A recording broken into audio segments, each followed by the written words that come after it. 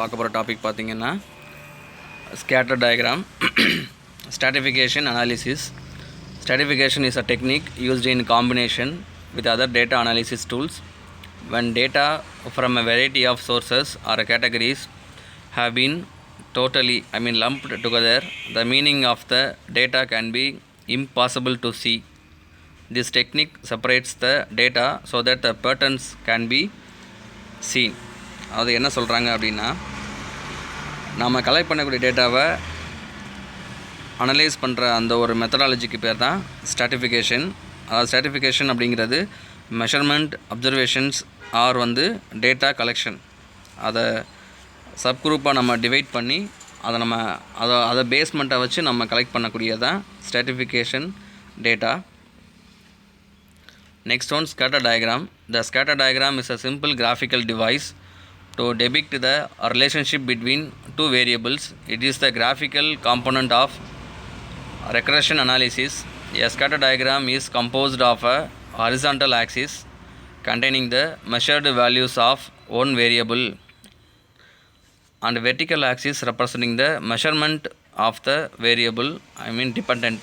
அது என்ன சொல்கிறாங்க அப்படின்னா, ஸ்கேட்டர் டயக்ராம்னா என்ன அப்படின்னா, ரெண்டு வேரியபிள் வச்சு கிராஃபிக்கல் டிசைன் பண்ணுறது தான் ஒரு ஸ்கேட்டர் டயக்ராம். அதில் ரெண்டு வேரியபிள் என்ன அப்படின்னு பார்த்தீங்கன்னா, எக்ஸ் ஆக்சிஸில் ஒரு வேரியபிள் இருக்கும், ஒய் ஆக்சிஸில் ஒரு வேரியபிள் இருக்கும். எக்ஸ் ஆக்சிஸில் இருக்கிற வேரியபிள் பார்த்திங்கன்னா இண்டிபெண்ட் வேரியபிள், அதாவது காஸ், பிரச்சனைகள் உருவாக்குறதுக்கான காரணம் என்ன, அதுதான் காசஸ். வெர்டிக்கல் ஆக்சிஸ் அதாவது ஒய் ஆக்சிஸில் இருக்கக்கூடியது டிபெண்ட் வேரியபிள், அதாவது என்ன அப்படின்னா என்ன பிரச்சனை நடந்திருக்கு, ஸோ அதுதான் எஃபெக்ட். ஸோ இந்த ரெண்டையும் பேஸ் பண்ணி ரெண்டுக்குள்ள ரிலேஷன்ஷிப்பை நமக்கு கிராஃபிக்கல் ரெப்ரசன்டேஷன் மூலமாக காட்டுறது தான் இந்த scatter diagram. This diagram displays the paired data as a cloud of points. The density and direction of the cloud indicate how the two variables influence each other. Although this diagram cannot prove that one variable caused the other, but they do indicate the existence of a relationship as well as the strength of the relationship. These diagrams often used as followed to a cause and effect analysis to determine whether a stated cause. Next, scatter டயக்ராமை எப்படி construction பண்ணுறதுன்னு சொல்லி பார்க்கலாம்.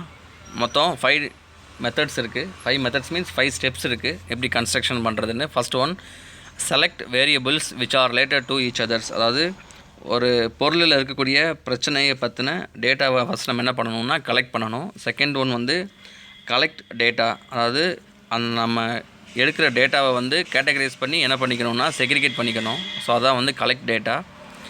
Third one பார்த்திங்கன்னா create scatter diagram in X axis or Y axis. நம்ம அவங்க சொல்லியிருந்தாங்க already 2 variables இருக்கும். ஒன்று இண்டிபெண்ட் வேரியபிள், ஒன்று டிபெண்ட் வேரியபிள். ஸோ நம்ம அந்த 2 வேரியபிள்ஸையும் என்ன பண்ணணும்னா எக்ஸ் ஆக்சிஸில் இண்டிபெண்ட் வேரியபிள் அதாவது காசஸ் வச்சுக்கணும், ஒய் ஆக்சிஸில் டிபெண்ட் வேரியபிள் அதாவது எஃபெக்டை வச்சுக்கணும். ஸோ அதான் கிரியேட் ஸ்கேட்டர் டயக்ராம்.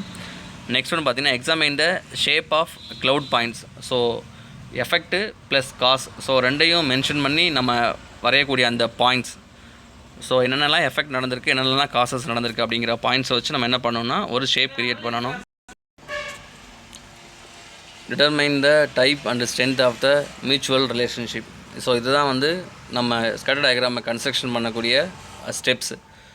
நெக்ஸ்ட்டு பார்த்திங்கன்னா டயக்ராம்ஸ் எப்படிலாம் இருக்கும், ஸ்கேட்டர் டயக்ராம் இருக்கும் அப்படின்னு பார்த்தீங்கன்னா, ஃபஸ்ட் ஒன் பாசிட்டிவ் கார்லேஷன். அதாவது டயக்ராம் கிராஜுவலாக இன்க்ரீஸ் ஆகும். ஸோ அந்த மாதிரி கிராஜுவலாக இன்க்ரீஸ் ஆகுச்சு அப்படின்னா அது பாசிட்டிவ் கார்லேஷன். ஸோ அதை நீங்கள் நோட் பண்ணிக்கோங்க, இதில் நான் டைப் பண்ணல, நீங்கள் நோட் பண்ணிக்கோங்க. செகண்ட் ஒன் பார்த்திங்கன்னா நெகட்டிவ் கார்லேஷன். நெகட்டிவ் கார்லேஷன்னா ஹை பிச்சிலேருந்து கிராஜுவலாக டிக்ரீஸ் ஆகும். ஸ்டார்டிங்லேயே ரொம்ப பீக்கில் இருக்கும். ஸோ போக போக என்ன ஆகும் அப்படின்னா குறைஞ்சிக்கிட்டே வரும். ஸோ இது நெகட்டிவ் கார்லேஷன். தேர்டு ஒன் பார்த்திங்கன்னா நோ கார்லேஷன். நோ கார்லேஷன் அப்படின்னா பிரச்சனைகள் ஒரு பிரச்சனை தான் இருக்கும். ஸோ அதுக்கு ஒரு தீர்வு தான் இருக்கும். ஸோ அது பார்த்திங்கன்னா நோ கார்லேஷன். அது இன்க்ரீஸ் ஆகவும் செய்யாது, டிக்ரீஸ் ஆகவும் செய்யாது, ஒரே ஒரு பாயிண்டில் தான் இருக்கும். நெக்ஸ்ட் நெகட்டிவ் கார்லேஷன் மே எக்ஸிஸ்ட். அதாவது பார்த்திங்கன்னா கிராஜுவலாக டிக்ரீஸ் ஆகும், நான் ஏற்கனவே சொல்லியிருந்தேன். ஸோ அந்த பிரச்சனைகள் பார்த்திங்கன்னா சின்ன பிரச்சனை, மைனர் காசஸாகவும் இருக்கும், மேஜர் காசஸாகவும் இருக்கும். ஸோ ரெண்டுமே மிங்கிளாகி இருக்கும். ஸோ இதுதான் பார்த்திங்கன்னா நெகட்டிவ் கார்லேஷன் மே எக்ஸிஸ்ட். ஸோ இதுதான் அந்த 4 டைப்பு. ஸோ அதை நீங்கள் நோட் பண்ணி வச்சுக்கோ. அடுத்து நீங்கள் ஆன்லைன் டெஸ்ட் எழுதும் போதில் இதை பேஸ் பண்ணி கொஷின்ஸ் வரும். ஸோ அந்த டாபிக் நான் கொடுக்கல. இதான் வந்து ஸ்கேட்டர் டயக்ராம் பற்றின ஃபுல் வீடியோ. தேங்க்யூ.